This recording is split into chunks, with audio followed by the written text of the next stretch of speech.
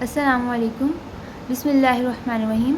आज का हमारा जो टॉपिक है वो है sole of the foot. Sole of the foot में हम इंट्रोडक्शन देखेंगे, आज स्किन के बारे में जानेंगे और सुपरफिशियल फेशिया के बारे में पढ़ेंगे।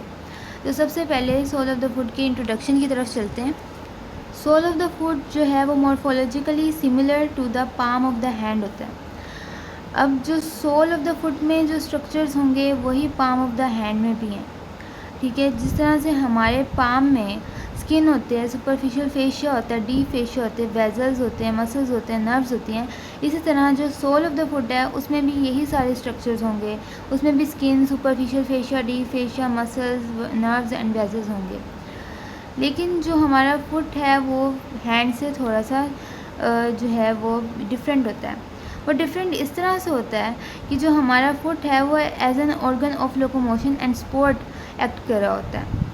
अब क्योंकि ये organ of support and locomotion है, जबकि हैंड नहीं है, hand as such support and locomotion में कोई रोल प्ले नहीं करा, तो जो फुट है उसके अंदर कुछ फीचर्स जो हैं वो एडिशनल होंगे जो कि हैंड में नहीं होंगे। मतलब हम ये कह सकते हैं कि फुट जो है वो मॉडिफाइड हो जाएगा अपने स्ट्रक्चर्स के लिहाज से। जो हैंड है ना उसके अंदर जो फिंगर्स हैं वो ज़्यादा मूवेबल होती हैं और उनके अंदर पावर ऑफ प्रिहेंशन ज़्यादा होती है। पावर ऑफ प्रिहेंशन का मतलब कि वो होल्ड करने की, चीज़ों को होल्ड करने की, ग्रैस्प करने की जो एबिलिटी है वो ज़्यादा होती है। लेकिन जो हमारा जो फुट है उसका जो ग्रेट टो या बिग टो जो होता है उसके अंदर जो मोबिलिटी होती है वो बहुत ज़्यादा रिड्यूस हो चुकी होती है, ना होने के बराबर, मतलब बहुत कम होती है। और जो पावर ऑफ प्रिहेंशन होती है, चीज़ों को ग्रैस्प करने की या होल्ड करने की जो कैपेसिटी होती है वो इसमें बिल्कुल ख़त्म हो चुकी होती है। इसके अलावा जो हमारे हैंड की फिंगर्स होती हैं वो बड़ी होती हैं, जबकि हमारे जो फुट की फिंगर्स होती हैं, जो लेटरल 4 फिंगर्स हैं, वो जो डिजिट्स हैं हमारे फुट में, वो जो है रिड्यूस इन साइज़ होते हैं। इसके बाद अगर हम बात करें तो टार्सल्स बोन्स की और फर्स्ट मेटाटार्सल की, जो कि हमारे फुट में होते हैं, ये जो होते हैं इनलार्ज होते हैं और इनके जो बेस होती है वो ब्रॉड होती है। अब ये इनकी इनलार्ज होने की वजह और इनके जो बेस है वो ब्रॉड क्यों होती है, ताकि वो बेटर सपोर्ट प्रोवाइड कर सकें। इसके अलावा हाँ, अगर हम आर्चेस ऑफ द फुट की बात करें तो जो आर्चेस ऑफ द फुट होती हैं वो इलास्टिक स्प्रिंग्स के तौर पर एक्ट करती हैं। अब ये जो आपको फुट नज़र आ रहा है इसमें आपको लॉन्गिट्यूडनल आर्च भी नज़र आ रही है और ट्रांसवर्स आर्च भी नज़र आ रही है।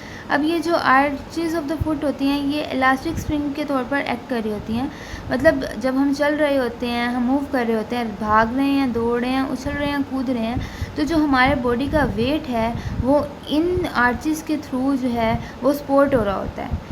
तो इन आर्चेस को जो है अल्लाह ताला ने इस तरह से बनाया है कि ये इलास्टिक स्प्रिंग्स के तौर पर काम करती हैं, जिसकी वजह से हम एफिशिएंटली वॉक, रन और जंप कर सकते हैं और एफिशिएंटली अपने बॉडी के वेट को सपोर्ट कर सकते हैं। इस तरह से जो है इंट्रोडक्शन हम अपना कंप्लीट करते हैं सोल ऑफ़ द फुट का। नेक्स्ट हम चलते हैं skin of the sole of the foot की तरफ।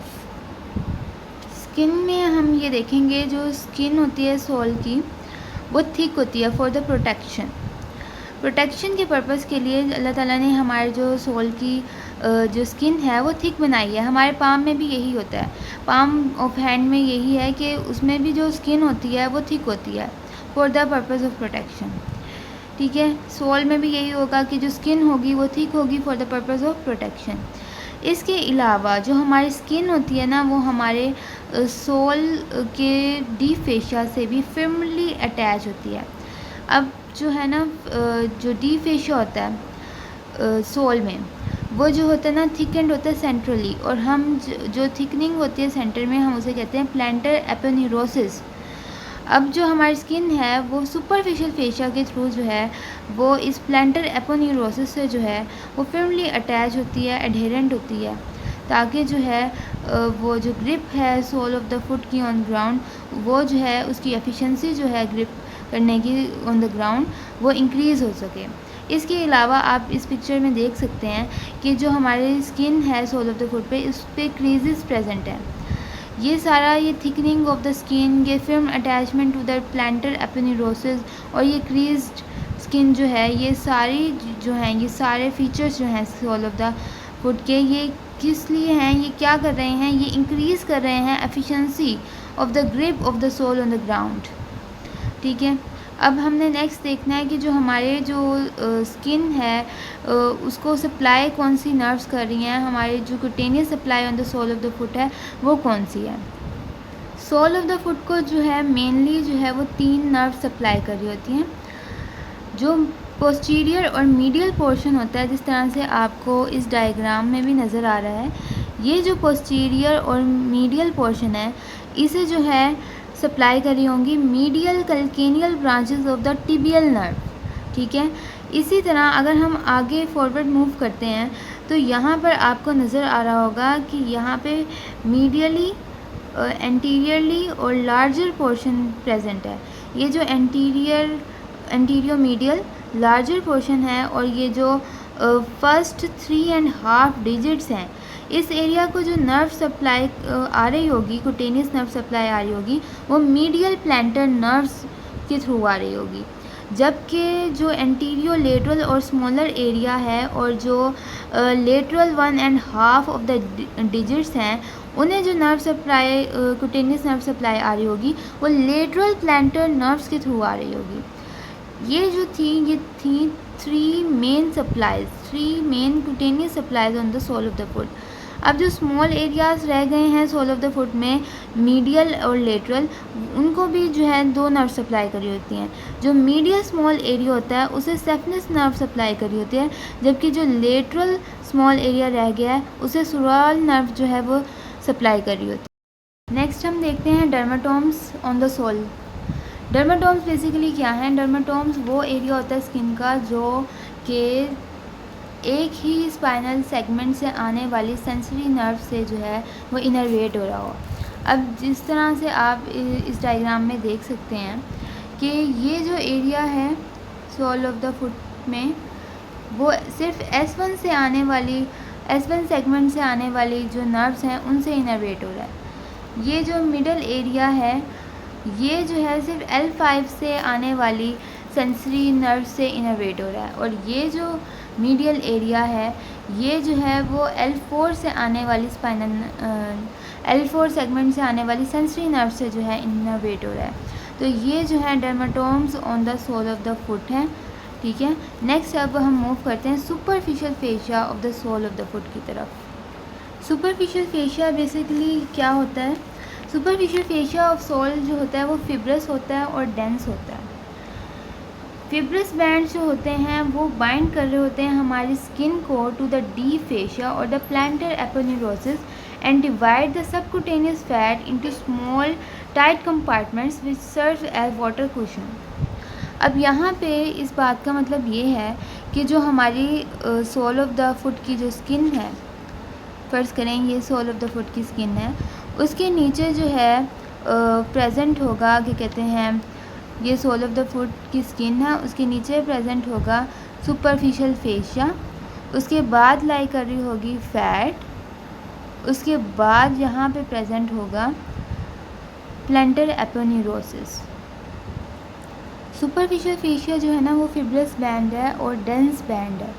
अब क्या होता है कि ये हमारे स्किन के साथ भी अटैच होता है और यहाँ से जो है इससे जो है वो स्ट्रेचिंग निकल रही होती हैं जो कि जाकर जो है फिब्रस बैंड्स निकल रहे होते हैं जो कि जाकर प्लांटर एपोन्यूरोसिस के साथ अटैच हो रहे होते हैं। और बीच में ये जो फैट लाई कर रही होती है, ये जो फैट लाई कर रही है बीच में, इसको जो है मुख्तलिफ़ कंपार्टमेंट्स में डिवाइड कर रहा होता है। अब ये जो कंपार्टमेंट्स होते हैं ये एक्ट कर रहे होते हैं एज वाटर कुशन, और वाटर कुशन के तौर पर जब ये एक्ट करते हैं तो ये हेल्प करते हैं आर्चेस को in their spring effect of the arches. मतलब क्या हुआ कि जो है ये वाटर कुशन्स के तौर पर एक्ट करेंगे और जो आर्चेस होती हैं वो स्प्रिंग्स के तौर पर एक्ट कर रही होती हैं। तो ये दोनों मिलकर जो हैं ये शॉक एब्जॉर्बर्स का काम कर रहे होते हैं। मतलब हमारी वॉकिंग, रनिंग, जंपिंग और वेट बेयरिंग जो एबिलिटीज़ हैं उनको जो है वो सपोर्ट कर रहे होते हैं। तो सुपरफिशियल फेशिया जो है वो हमारी स्किन से भी कनेक्टेड होता है, अटैच होता है, और हमारे डी फेशिया या प्लांटर एपोन्यूरोसिस से भी फिब्रस बैंड्स की मदद से अटैच होता है।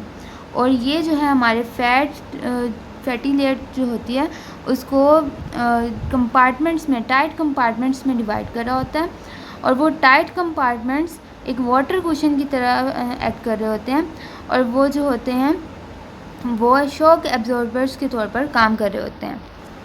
अब एक बात यहाँ पे ये याद रखने वाली है कि वो जगहें जहाँ जो कि वेट बेरिंग पॉइंट्स होते हैं हमारे फुट में, उन जगहों पर जो वेट बेरिंग पॉइंट्स हैं उन पॉइंट्स पर जो हमारी सुपरफिशियल फेशिया है वो थिक होगा और डेंस होगा at the weight bearing points.